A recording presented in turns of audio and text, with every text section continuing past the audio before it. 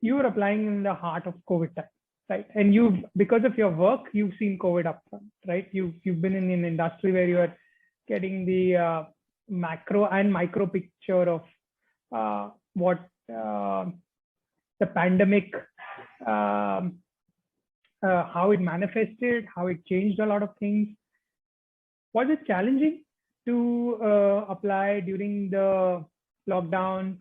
A lot of people said it was solitary. I've been having conversations with a lot of people who are finally going to school, and now we are reflecting back on their wins and the process. Any specific challenges that COVID threw up? There were a lot of pros and only one con that I would say, and I'll mention the pros first. So for me personally, it was a blessing in disguise because as I mentioned, I always love to plan things. So I had the visibility of how much work I had, and obviously my organization was very supportive of me applying to business schools.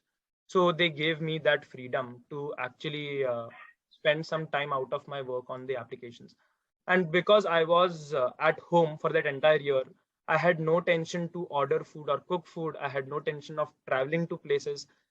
I could decide my own schedule, and which I shifted significantly. I started waking up early to get fresh thoughts and minds to apply to those essays or CV or whatever that's required to prepare for an application. So for me, it was a complete blessing in disguise because I got a lot of time and got to work my way and not being dependent on your professional. Because when you're in office, you usually are stuck from 9 to 7, 9 to 8, or 10 to 7, whatever it is. But during that phase, you can't. But being at home, an idea can click you anytime, and you would want to spend that half an hour to quickly build up on that idea, put down that thoughts. So I think that really helped me because of COVID. Only one con that I think were in two phases. First is during my primary research, I would have wanted to have a coffee chat with alumni to actually get a sense of what they felt about schools and how the schools were. That's one. And second, and which I was most scared about, is this online interview. I can chat hours and hours if I am right in front of you in a coffee table, and you could get to know my true self. Now, how should I show my true self to someone just on this 16:9 or whatever size of this 4:3 frame is? How do I show them? So I think that was the most challenging part for me. And I always thought about it since the beginning. How do I convey my true self to a person through a video call? Because I'd never done that ever before. It was always an in-person interview for anything. I think, yeah, that was the only part of the con, but otherwise it was very much a blessing in disguise for me. As the interview invite started to come in, how did you get comfortable then representing yourself within a box? The practice helped? Yeah, so when we say invites, it's just a minimum for a plural, so I got two. But yeah, I think even for those two, I really prepped a lot because I iterated it a lot, and I did a couple of rounds for both the schools with you.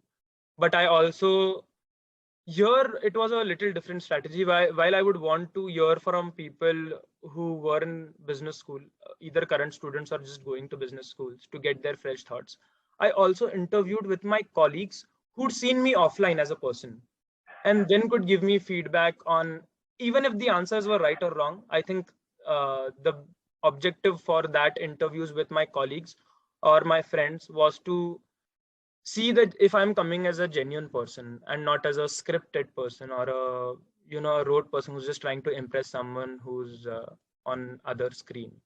So those were the 2-3 objectives that I had started with. Obviously the mock interviews that we did and I did with my friends really helped. Iteration always helps. So yeah. Excellent. So just minimum to have a plural, but you converted both.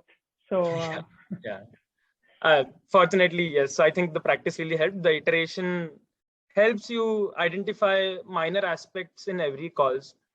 Shouldn't overdo it. I think 3 to 4 is a sweet spot when you get to know, and you can still be, otherwise after a point in time you get these rote sense from your answers itself that three people ask me the same question. Now in the interview, I'll just blurt out the same thing, even if it's a slightly different question. So just minimum interviews, but finding different things in every interviews and doing it with different set of people and not the same kind. I think that helps.